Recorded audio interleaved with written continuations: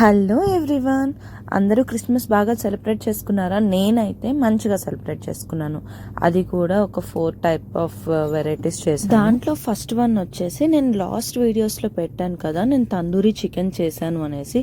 అదే విధంగా ఈసారి నేను గోట్ ట్రై చేద్దామని అనుకున్నాను. నేనైతే బేబీ గోట్ బ్యాక్ లెగ్ కానీ వెనకాల మొత్తం బ్యాక్ లెగ్ తీసుకున్నాను. కాకపోతే దాన్ని టూగా డివైడ్ చేసి టూ ఎల్బీస్ లాగా చేశాను. ఒక 1 LBది నేను ఇప్పుడు ఇక్కడ యూజ్ చేస్తున్నాను. మాకు ఇక్కడ ఏంటంటే ఇట్లయినా కొట్టిస్తారు, లేకపోతే నార్మల్గా మనకి కర్రీ చేసుకునేటట్లయినా మన ఇండియన్ మార్కెట్లో వాటిలో మనకి మంచిగా కొట్టిస్తారు. నేను ఆ 2 LBసే జస్ట్ కర్రీ కోసం యూజ్ చేస్తాను. అండ్ ఈ 2 LBస్ ఎట్లుంటుందో ఏంటో మొత్తం అంతా ఎందుకులే అనేసి ఒక 2 LBసే ట్రై చేస్తున్నాను. ఎందుకంటే ఎప్పుడు తినుండం కదా ఇలా, అందుకోసం ట్రై చేయాలని ఉంది. ఇది ఎందుకు ట్రై చేస్తున్నానో కూడా నేను చెప్తాను. ఇక్కడ వాళ్ళు ఏంటంటే మనం అంటే ఇట్లా గోటు చికెన్ చేసుకుంటాం, కానీ వాళ్ళు డిఫరెంట్ టైప్ ఆఫ్ పోర్క్ అలాంటివన్నీ చేసుకుంటూ ఉంటారు. అవన్నీ మనం తినలేము కాబట్టి నేను ఇవి ట్రై చేస్తున్నాను. ఇక్కడ నేను ఏంటంటే మిగతా వెజ్జెస్ కూడా యాడ్ చేస్తున్నాను. ఎందుకంటే మనం ఓన్లీ మనకు ఎంత మీట్ తీసుకొచ్చినా కానీ అది ఎంత అవ్వదు కదా, అందుకోసం ఇవి కూడా కొంచెం వెజ్జెస్ యాడ్ అయితే అవి ఇవి మిక్స్ చేసుకొని తింటే మనకు కొంచెం ఎక్కువ కనిపిస్తుందని. మీరేం టెన్షన్ పడద్దు, రెసిపీ ఏం చెప్పట్లేదు అనేసి. నేను నెక్స్ట్ అప్కమింగ్ వీడియోస్లో నేను ప్రతిదీ నేను ఏమేమి చేశానని ఎవ్రీథింగ్ మీకు రెసిపీతో సహా చెప్తాను. అండ్ నేను చేసింది ప్రతిదీ ఈసారి అయితే ప్రతిదీ నేను ఎయిర్ ఫ్రైయర్లోనే చేశాను. అది ఎన్ని మినిట్స్ పెట్టాను ఏంటి అనేది అయితే చూపిస్తాను.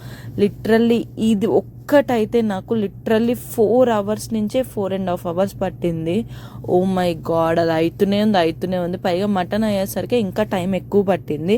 ఫస్ట్ ఒకసారి తీసినాము, మాకేంటంటే కొంచెం పైన అయింది కానీ లోపల ఆ రెడ్ మీట్ అనేది అట్లానే కనిపిస్తూ ఉంది. ఓకే, ఇంకా ఇది అవ్వలేదు అనేసి మళ్ళీ లోపల పెట్టి మళ్ళీ ఇంకొక 1 hour చేసినాము. అప్పుడు మాకు కొంచెం మంచిగా వచ్చింది. కానీ మేము షాక్ అయినాము, ఏంటి మనం అంత మీట్ పెట్టినాం కదా, ఇదేంది ఇంతే వచ్చేసింది అనుకున్నాము.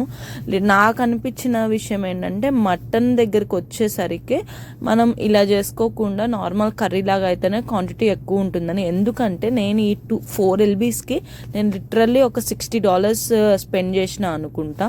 నేను చెప్పాను కదా ఇది పీటా బ్రెడ్ అంటారు, దాంట్లోకి నేను స్టఫింగ్ లాగా పెట్టాను. అండ్ ఇంకొకటి ఏంటంటే నాకు ఫ్రైస్ అంటే చాలా ఇష్టం, ఫ్రైస్ తినాలనిపించింది. అందుకోసం వాళ్ళు ఏంటంటే ఇక్కడ పొటాటో సైడ్ డిష్ లాగా కొంచెం లావుగా చేసుకుంటారు. నేను ఇదివరకు థ్యాంక్స్ గివింగ్కి చేసినట్టు. బట్ నేనేంటంటే ఆల్రెడీ పోయినసారి అది తిన్నాం కదా, మళ్ళీ ఎందుకులే అనేసి పొటాటోస్ ఇంట్లోనే ఉంటే నేను సేమ్ ఆ టైప్లో ఆ షేప్లో కట్ చేసి కాసేపు ఫ్రిడ్జ్లో పెట్టి తర్వాత నేను ఎయిర్ ఫ్రైయర్లో పెట్టాను. ఇది కూడా నేను నెక్స్ట్ అప్కమింగ్ వీడియోస్లో మీకు రెసిపీ అనేది పెడతాను. చాలా బాగా వచ్చింది. దీంట్లో ఒక మసాలా వల్ల నాకైతే సేమ్ బయట టేస్టే వచ్చింది.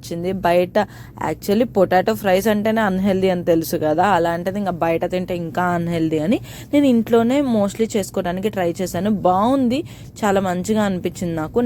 నెక్స్ట్ డిష్ వచ్చేసరికి నేను గ్రీన్ బీన్ క్యాసరోల్ అని ఇక్కడ అమెరికన్ డిష్. ఇది నేను ఎప్పుడూ ట్రై చేయలేదు, అసలు ఏం చేయలేదు. కానీ మా హస్బెండ్కి అయితే ఈ డిష్ అసలు నచ్చలేదు, నాకైతే నచ్చింది. ఎందుకంటే దీంట్లో చీజ్ ఎక్కువ పడుతుంది అండ్ దాని ఏమంటారు మష్రూమ్ పేస్ట్ ఉంటుంది, మష్రూమ్ క్రీమ్ కూడా యాడ్ చేయాలి. ఎందుకో తెలీదు, మా హస్బెండ్కి అయితే ఏమంత అనిపించలేదు అని అన్నారు. బట్ నాకైతే ఓకే, మంచిగానే ఉంది, ఫస్ట్ టైం ట్రై చేస్తున్నాం కాబట్టి అనిపించింది.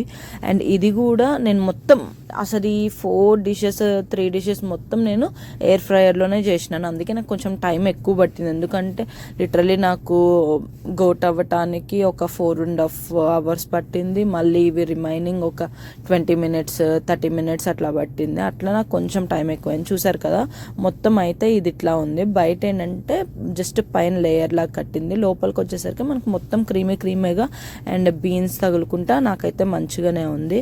చూసారు కదా, ఇది నా హోల్ డిష్. నేను కొంచెం సైడ్కి ర్యాంచెస్ కూడా చేశాను. అప్కమింగ్ వీడియోస్లో అన్నీ పెడతాను. బాయ్.